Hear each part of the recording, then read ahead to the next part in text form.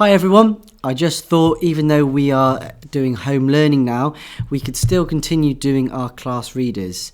So today I went to the library and I found a book here called How to Train Your Dragon, How to Speak Dragonese. Right then, first couple of pages, about Hiccup. Hiccup Horrendous Haddock III was an awesome sword fighter, a dragon whisperer and the greatest Viking hero that ever lived. But Hiccup's memoirs look back to when he was a very ordinary boy and finding it hard to be a hero. And here we have 2 pages of some characters in the story. So, how to speak Dragonese. Oh, here we are, our contents page. Look at all those lovely bits and pieces here. Oh, and a map. A little bit like our power of reading. That uses a map as well, doesn't it? What are some of the places on here? Visithug territory, Basham, the peaceful country, Glum, Villainy. Very interesting. I wonder if this is fiction or non-fiction. We'll have to have a little look. Hiccup and his sword, Endeavour. Okay, so he has a sword called Endeavour as well. Nice illustrations in this book.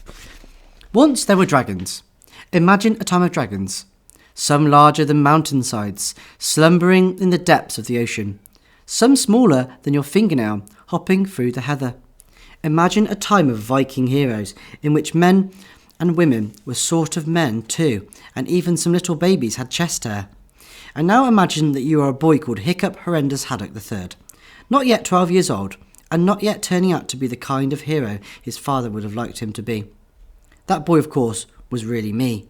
But the boy I was then seems so far away to me now that I shall tell this story almost as if he were a stranger. So, imagine that instead of being me, this stranger, this hero in waiting is you. You are small, you have red hair, you don't realise it yet, but you are about to set out on the most alarming episode of your life so far. When you are an old man like I am, you will call it my first encounter with the Roman Empire. And even at this distance in time, it will still cause your old wrinkled arms to prickle with goosebumps as you remember the perils and dangers of that terrifying adventure. There we go. Interesting illustration here. It looks like some sort of boats in a big storm here. The boarding an enemy ship lesson. Once upon a foggy day in a cold country, long, long ago, 7 small Viking boats floated through the sea known as Woden's bathtub. The fog had swallowed up the peaceable country to the north, and the Isle of Berk to the west, and indeed had swallowed up so much of everything that it was as if the boats were sky boats and had left the earth entirely and were sailing through cloud banks way, way up in the air. In the first boat, the fat boar, sat Gobbler the Belch, a 6.5-foot giant in teeny-weeny hairy shorts, who had leg muscles so enormous that they had muscles of their own, and a beard like a hedgehog struck by lightning. Gobbler was the teacher in charge of the pirate training programme on the Isle of Berk, and this sail through the fog was part of a boarding an enemy ship lesson. The 6 boy-sized boats that were following the fat boar each had 2 boys in them, and these boys were Gobber's pupils, young members of the tribe of the hairy hooligans. "Okay, you disgusting globs of girly snot," yelled Gobber in a bellow so loud it could be heard several miles away. "We are now going to practice boarding an enemy ship on the easy target of a peaceable fishing boat. Can anyone remember the first rule of ambush?" "Take the enemy by surprise, sir," shouted out Snot-Faced Snout-Lout, a tall, unpleasantly smug-looking boy with gigantic nostrils and the beginnings of a very small moustache. "Very good, Snot-Lout," purred Gobber the Belch, and he continued at full volume. "In a fog this thick, your victim's ship will not have a chance of seeing you coming." "They can hear us, though," thought Hiccup, Horrendous Haddock III, gloomily trying to peer through the fog. "Unless, of course, we have the luck to stumble across some completely deaf, peaceable fishermen." And there we go, there's a nice little illustration of what's going on in the boat. Hiccup Horrendous Haddock III is rather surprisingly the hero of this story. I say surprisingly because the first thing you notice about Hiccup was how very ordinary he was. He was on the small side, with a slightly freckled, absolutely average face that would always get overlooked in a crowd. His dragon, Toothless, who was at the moment asleep down the front of Hiccup's shirt, was just as average as his owner. The only truly remarkable thing about Toothless was how remarkably small he was.